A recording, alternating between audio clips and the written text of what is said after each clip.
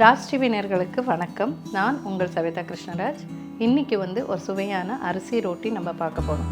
அதுக்கு தேவையான பொருட்கள்: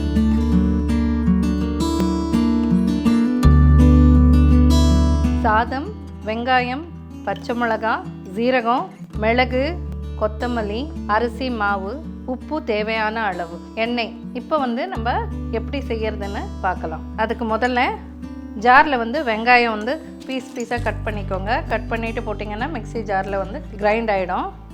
போட்டுட்டு இதோட மிளகு கொஞ்சம் போட்டுக்கணும், ஆட் பண்ணிக்கணும். பச்சை மிளகாய் ஒன்று ஆட் பண்ணிட்டு இது தண்ணி எதுவும் போடாமல் அரைச்சிக்கணும்.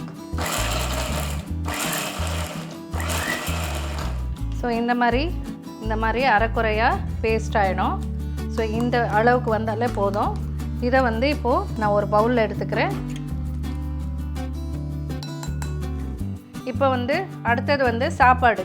சாதம் ஒரு கப் எடுத்துருக்கோன்னா அதை எடுத்துக்கலாம், எவ்வளோ வேணாலும் எடுத்துக்கலாம். நீங்கள் சாப்பாடில் கொஞ்சம் தண்ணி ஊற்றிட்டு இதை மிக்சியில் பேஸ்ட் மாதிரி அரைச்சிக்கணும்.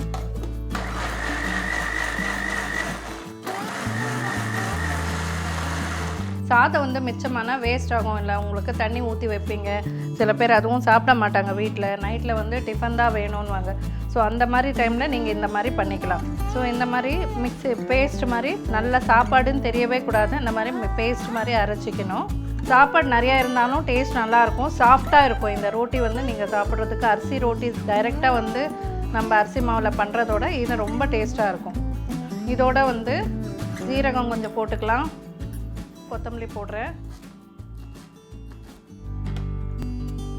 சால்ட் தேவையான அளவுக்கு போட்டுக்கலாம். வெங்காயம், பச்சை மிளகாய், மிளகு போட்டு பேஸ்ட்டு ப்ளஸ் சாதம் நீங்கள் அரைச்சி வச்சுருக்கீங்க இல்லையா, தண்ணி போட்டு, அது ஒரு கப்பு இருக்குன்னா நீங்கள் 2 கப்பு அரிசி மாவு ஆட் பண்ணிக்கணும். இதில் அரிசி மாவு போட்டு இப்படி கலந்தோன்னா இது நம்ம சப்பாத்தி மாவு பிசைகிற மாதிரி அந்த அளவுக்கு வரணும். ரொம்ப கெட்டியாக வராது, கொஞ்சம் சாஃப்டாக தான் இருக்கும். உங்களுக்கு அந்த அளவு பத்தலைன்னா அரிசி மாவு நீங்கள் ஆட் பண்ணிக்கலாம்.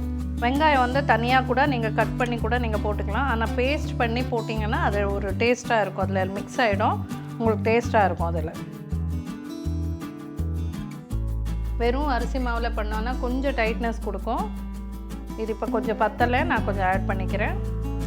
ரொம்பவும் ஆட் பண்ணிடாதீங்க, ரொம்ப இந்த மாதிரி சாஃப்டாக தான் இருக்கணும், ரொம்ப கெட்டி ஆகக்கூடாது. ஸோ இந்த மாதிரி நம்ம பிசைஞ்சிக்கணும். இதை கொஞ்சம் எண்ணெய் தடவிட்டு கூட நீங்கள் நல்லா ஒரு டஃப் பண்ணிக்கலாம். இந்த மாதிரி பாருங்கள், நல்லா வந்துடுச்சு.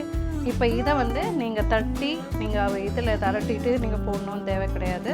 தவாலையே டைரெக்டாகவே தரட்டிடலாம். நீங்கள் இப்போ தவா இருக்குன்னா இந்த தவாவில் கொஞ்சம் எண்ணெய் கைக்கு கொஞ்சம் வச்சுக்கோங்க. எண்ணெய் நல்லா தடவிட்டு இவ்வளோ பெரிய உருண்டை எடுத்துக்கோங்க. ஆனால் மெலீஸாக பண்ணணும். நீங்கள் தவாலையே நம்ம எண்ணெய் தடவிட்டு வைப்போம். ஒரு கப்பில் தண்ணி வச்சுக்கணும்.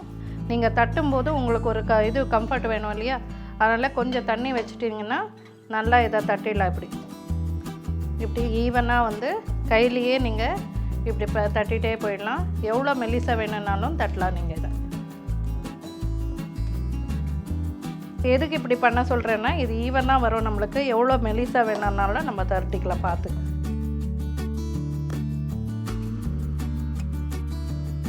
இதை பாருங்கள், இப்படி தரட்டிட்டு மெலிசாக தரட்டியாச்சு. இதை இப்போ ஹை ஃப்ளேமில் வைக்கிறேன். எண்ணெய் இதில் போட்டுடலாம்.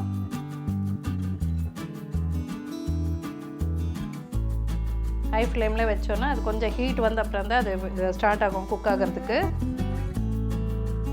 நான் இப்போ அரிசி மாவு கலந்துருக்கேன்.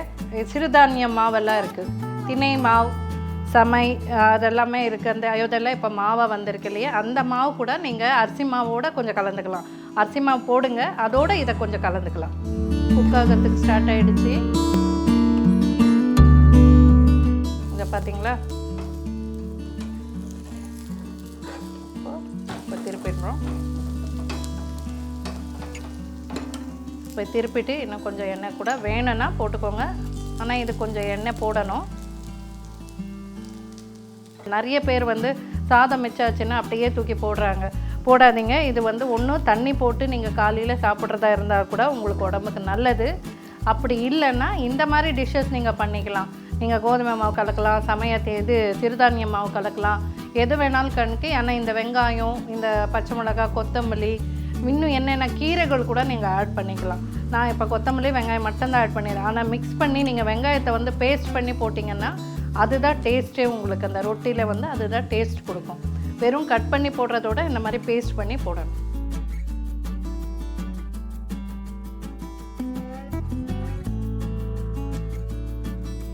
இப்போது இதை வந்து முடிஞ்சு போச்சு, இது வெந்துடுச்சு. ஸோ இதை வந்து எடுத்துட்டு ரொம்ப ஈஸி 5 மினிட்ஸில் பண்ணி கொடுக்குற டிஷ்ஷாக இருக்கும் இது. பாருங்கள், கிறிஸ்பியாகவும் இருக்கும், உங்களுக்கு சாப்பிட்றதுக்கு நல்லாவும் இருக்கும். இந்த மாதிரி ரொட்டி ரெடி. சுவையான அரிசி ரொட்டி ரெடி ஆகிடுச்சு. இதை நான் கொடுத்துருக்கிற டிப்ஸில் எல்லாம் ட்ரை பண்ணி பாருங்கள். நாளைக்கு உங்களை இன்னொரு டிஷ்ஷோட சந்திக்கிறேன். நன்றி, வணக்கம்.